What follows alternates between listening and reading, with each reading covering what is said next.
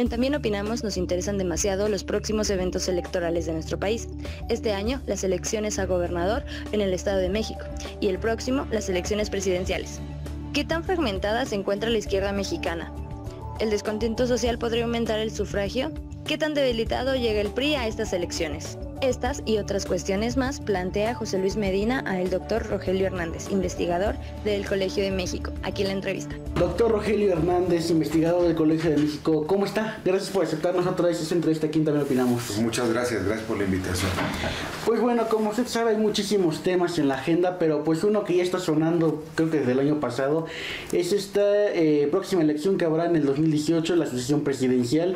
Y bueno, ante esta elección pues surgen otros temas. Yo creo que, bueno, usted ha de pensar, y creo que muchos, que hacer un diagnóstico del país es complejo porque tiene muchas vertientes, ¿no? Pero algo así muy general, pues a 2017, a un año, un poco más de un año de una elección presidencial, pues ¿cómo ve a México? ¿Cómo se encuentra México?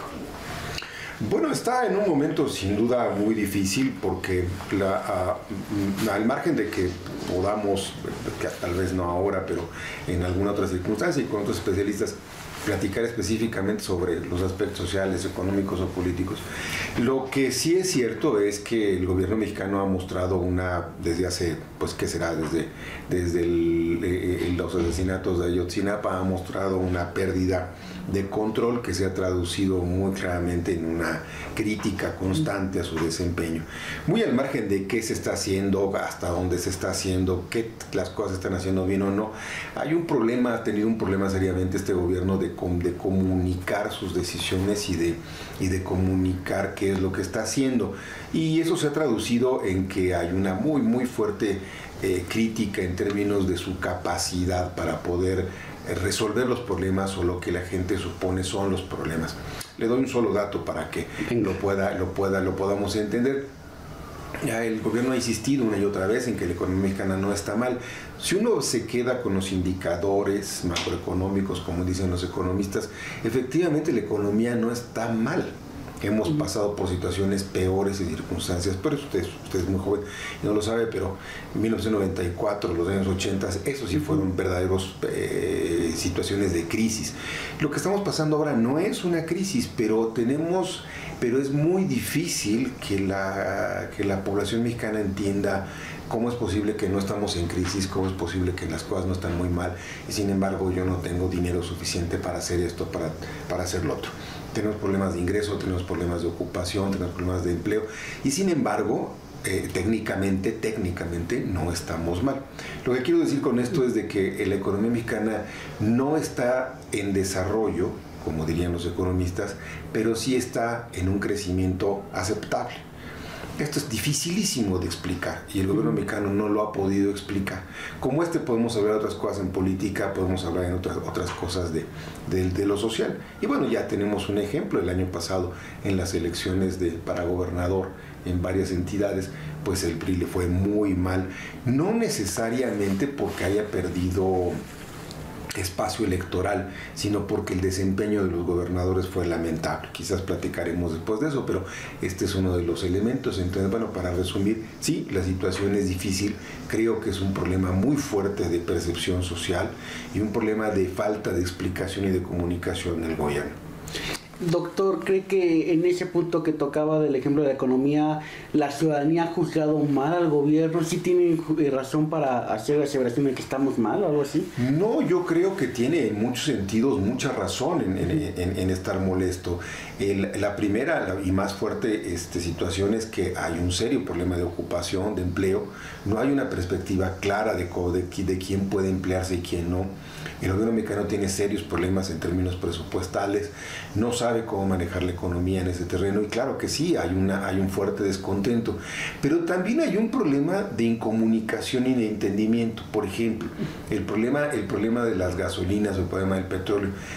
La población mexicana sigue teniendo la idea de que México es un país petrolero, no lo es y lamentablemente ya no lo va a ser.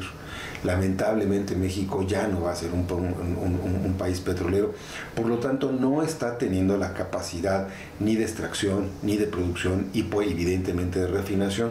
Una y otra vez lo han dicho, México está importando una gran cantidad de gasolinas y lo está haciendo simplemente porque ya no tiene petróleo que producir y por lo tanto le es muy costosa la refinación. Entonces, esto, por ejemplo, es un hecho. En la mente de los mexicanos sigue estando la idea de que seguimos siendo el gran país exportador de petróleo. Ya no lo somos. Y nadie lo ha explicado con claridad. Y cuando se trata de decir, la población mexicana piensa que le están mintiendo. A esto es a lo que me refiero cuando hay un problema de credibilidad severo. O sea, la gente ya no está escuchando las explicaciones ni las cree, por más que se den. Entonces, no es que haya injusticia, hay un serio problema de cuál es el ingreso, cómo sentimos los mexicanos que la economía está funcionando y por lo tanto nuestras expectativas de dónde vamos a estar, pues no sé, en 4 o 5 años, qué van a hacer nuestros hijos, qué van a hacer nuestros familiares para poder tener empleo. Claramente este es un problema, ¿no? Entonces, bajo esto que nos comenta, por un lado habría una falta de comunicación del gobierno en explicar México ya no es un país petrolero, pero por el otro lado también habría un problema, pues no sé si de engaño, no sé qué adjetivo ponerle, no sé si ahí nos podría ayudar, cuando hay sectores políticos que dicen, pues México si es un país petrolero, nos están engañando el gobierno, algo así, ¿no? Este es uno de los serios problemas, porque en medio de la falta de comunicación y de explicaciones, también hay un tremendo oportunismo político, en el sentido de que, bueno, lo que pasa es que todo esto es el resultado de que el PRI regresó, cualquiera de los otros dice que lo va a hacer mejor. Bueno, ya tuvimos 12 años de panismo en donde claramente no pudieron hacer las cosas mejor, simplemente como un dato de los más importantes, el sexenio de Calderón es el que registra el peor crecimiento económico de México, incluso hubo años del sexenio, en los que estuvo por abajo del crecimiento, hubo años de -1, -2% de crecimiento. Bueno, eso, a cómo se registra el PIB. Entonces, no es verdad que de ese lado haya una oferta. Y del otro lado, la oferta es, bueno, ellos dos ya lo hicieron, son incompetentes, ahora déjenme a mí. Esta es una, digamos, expectativa, pero no necesariamente una posibilidad. Hasta el día de hoy, ni del lado del PAN ni del lado del PRD, bueno, ya el PRD está más que en otro terreno, pero bueno, del lado de Morena, no tenemos con claridad un ofrecimiento o una explicación de cuáles son las medidas económicas a tomar. No se puede andar diciendo en el mundo que vamos a explotar el petróleo cuando el petróleo no lo hay, como dice Acción Nacional, y no podemos tampoco andar diciendo que todo es porque el gobierno nos está mintiendo, como dice López Obrador. Eso está bien para un mitin, pero no está bien como ofrecimiento de campaña de próximo gobierno. Entonces, sí, efectivamente, en medio de esta incomunicación, en medio de esta desinformación, también lo que tenemos es oportunismo político, claro, con vistas a las próximas elecciones. Este tema que toca es muy interesante, pero si quieren déjenme ponerlo para regresar al inicio, porque todo lo que estamos comentando es importante. Con todo este escenario de falta de comunicación del gobierno, como nos ha explicado, con los sucesos que han ocurrido en ese sexenio, ¿se podría decir que ya se terminó el gobierno de Enrique Peña Nieto? Bueno, eso de la terminación es realmente una expectativa. Yo lo diría más bien que el gobierno tiene... Yo creo que hay 2 etapas en este gobierno. El primero fue, pues los 2 primeros años de su gobierno muy exitosos, evidentemente muy exitosos. No tenemos ahora la serenidad como para hacer el juicio, pero el hecho de que haya podido lograr la aprobación de las reformas estructurales, más allá de si nos gustan o no, demuestra una enorme habilidad política en su momento para convencer a los opositores de aprobarlo. Además, apunto el dato de que esto lo intentaron Zedillo, lo intentó Fox, lo intentó Calderón, y no fue posible bajo ninguna circunstancia. Nos llevaría mucho tiempo hacer la explicación de por qué, pero hay un serio problema de comunicación y de control en términos de las facultades del Congreso respecto del Ejecutivo. Las razones no eran solamente ideológicas para no aprobarlo, sino es el hecho de que el Congreso tiene una gran capacidad para vetar o oponerse a las acciones del Ejecutivo sin que el Ejecutivo lo pueda hacer. Esto es permanente, es decir, lo tuvo Fox, lo tiene ahora Peña Nieto. Eso es lo importante, porque Peña Nieto, a pesar de esa diferencia, logró convencer a los partidos políticos y estos a su vez a las bancadas para que en el Congreso lo pudieran aprobar. Esto fue lo que hizo que fuera muy exitoso. Si regresáramos a los primeros años, 2013, 2014, pues el gobierno de Peña Nieto estaba en sus mejores momentos, le aplaudían adentro y le aplaudían afuera del país. El problema ocurrió cuando Ayotzinapa se presentó. Y a partir de ahí, pues el gobierno de Peña Nieto perdió el control. Asumió una culpa que no era suya, porque la culpa es del Estado de Guerrero y del gobierno de Guerrero, no es del Estado federal, y tiene que ver con algunos de los problemas de estos que le menciono con el Congreso, un problema de revisión constitucional de atribuciones, de aspectos donde interviene y donde no. Pero sea como fue, el gobierno de Peña Nieto asumió que era su culpa, asumió la responsabilidad con todos los errores en el procedimiento, etcétera, etcétera, y todas las críticas que se le han venido encima. Y a partir de entonces no ha podido resolver o ha podido demostrar qué hacer. Ha sido un gobierno a partir de 2014 más reactivo que activo, es decir, está más a la expectativa de qué problema resolver que de proponer algo que realizar. Y como las reformas estructurales son de largo plazo, y esto no es una mentira, esto es un hecho, no se puede aplicar una reforma, por ejemplo, como la educativa en el corto plazo. Hasta el día de hoy el proceso de evaluación sigue estando siendo criticado, por ejemplo. ¿Cuándo lo vamos a ver? Pues lo vamos a ver cuando le gusta a usted, en 12 años, en 10 años. Esto es algo que no se ve de inmediato y es para lo que el gobierno de Peña Nieto no estaba preparado. No estaba preparado para enfrentar una larga aplicación de las medidas y no estaba preparado menos para enfrentar problemas como los que se le vinieron encima y que evidentemente no se podían prever. Pero esto sí habla mucho de la capacidad de control de este gobierno.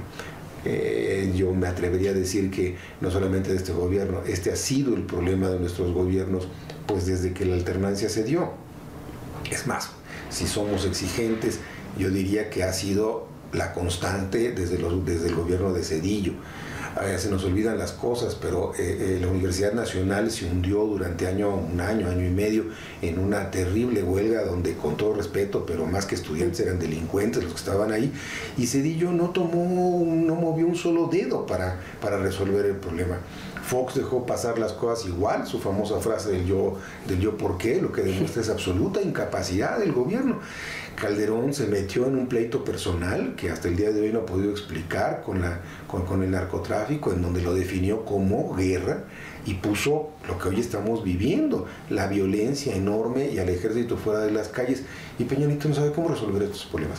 Entonces yo me atrevería a decir que el problema no es el de este gobierno, sino el de que tenemos un serio problema de control, por un lado institucional, pero también de calidad de nuestra clase política en general. Como quien dice, le tocó a Enrique Peña Nieto pagar los platos rotos de los sexenios anteriores. Y al que venga o a la que venga va a tener que pagar los platos rotos de todos. Es decir, tenemos una acumulación de problemas, una enorme acumulación de problemas. Pues mire, para no irnos muy lejos, tenemos para no quitarle mucho el tiempo, hay dos problemas que no han podido resolver. El problema del narcotráfico y de la violencia, pues ahí está. No se puede resolver, y el problema que han estado diciendo las Fuerzas Armadas es que ya se cansaron de hacerla de policía, lo cual es absolutamente cierto, y la culpa no es del ejército, no es de la armada, la culpa se llama Felipe Calderón, que lo sacó de los cuarteles para atender problemas de delincuencia común. Este es el problema, no lo ha podido resolver Peña Nieto, yo no creo que lo vaya a resolver el próximo sexenio. Es decir, el problema no se resuelve, para decirlo rápido, como alguien por ahí anda diciendo, que van a regresar a los militares a los cuarteles. Sí, qué bueno. ¿Y quién va a atender entonces el problema? El señor que lo anda diciendo todos los días que está en campaña, pues únicamente dice una tontería, porque no nos ha explicado cómo resolverlo. El problema de la economía sigue muy presente, y bueno, añádale el tercero, que se llama Donald Trump, que nos está provocando problemas simplemente de indefinición en el manejo económico. Ahí está el Tratado de Libre Comercio. Ya Peña Nieto dijo que no va a haber ninguna posibilidad de negociación hasta después de este primer semestre del año. Así es que tenemos una terrible incertidumbre. ¿Quién lo va a resolver y cómo? Ahí tenemos problemas. Entonces, para regresar a la pregunta, yo creo que se están pagando platos rotos acumulados, que cada vez son mayores. Por eso esta situación demanda una capacidad de enormes proporciones de los que vengan para tener el gobierno, para manejar el gobierno en los próximos años. Hola, bienvenidos a También Opinamos. Y el populismo no es cualquier persona que sea crítica. En este país no hacemos las cosas para que pasen. Es educación, es leyes, es política, y estos movimientos, estas marchas no están a favor de eso.